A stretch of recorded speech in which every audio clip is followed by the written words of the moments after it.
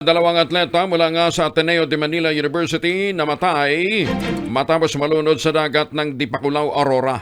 Detalye ng balita mula sa 88.5 Radyo natin Baler mula kay Eileen Gonzalez. Eileen, good morning. Dalawang atleta mula sa Ateneo de Manila University ang nasawi matapos malunod sa dagat na sakop ng Barangay Lipit sa Dipakulaw, Aurora nitong Hunyo 8, Lunes ng hapon. Kinilala ang mga biktima na sina Rene Clert Baterbonia, 19 years old, dating MVP ng palarong pambansa at bagong recruit ng Blue Eagles, at si Divine Adili, 21 years old, isang Nigerian student athlete na naglaro para sa Ateneo sa UAAP Season 88. Ayon sa inisyal na investigasyon ng PNP Aurora, dakong alas 2:40 ng hapon nang mangyari ang insidente. Bahagi umano ng team building ang paglalakad sa tubig na abot hanggang hita nang bigla silang tangayin ng malakas na alon at mapunta sa malalim na bahagi ng dagat. Agad namang rumisponde ang dalawang lifeguard ng resort, ngunit hindi na naisalba pa ang buhay ng mga atleta. Naghihinagpis naman ang ina ni Rene mula sa Davao na nagsabing team building ang paalam sa kanya ng kanyang anak at hindi military training. Ayon pa sa kanya, ipinagbawal umano sa mga atleta ang paggamit ng cellphone, kaya't hindi na niya nakausap ang kanyang anak bago ang trahedya. Samantala, iginiit naman ng PNP Aurora na ligtas pa rin ang mga resorts sa lalawigan. Dagdag pa nila, aksidente ang nangyari at wala umanong foul play na nakikita ang mga otoridad. Naghahanap pa sila umano ng karagdagang testimonya na makapagpapatunay sa nauna ng pahayag ng PNP. At yan ang balita mula dito sa 88.5 Radyo natin Baler. Eileen Gonzalez para sa Radyo natin Nationwide.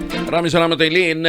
Kaya sa mga magsiswimming, partner, ang tatangkad nun, ha? Oo. Kung ang tubig daw hanggang tuhod lang. Hindi, kasi nga may mga portions dyan sa Baler na lumalalim. kantilado.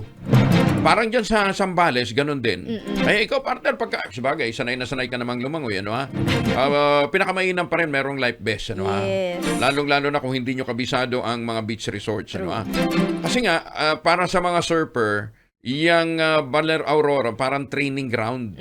Diyan ka mag-aaral. Ngayon, pagka bihasa ka na, tsaka ka dumayo ng Siargao. Ayun. Oo.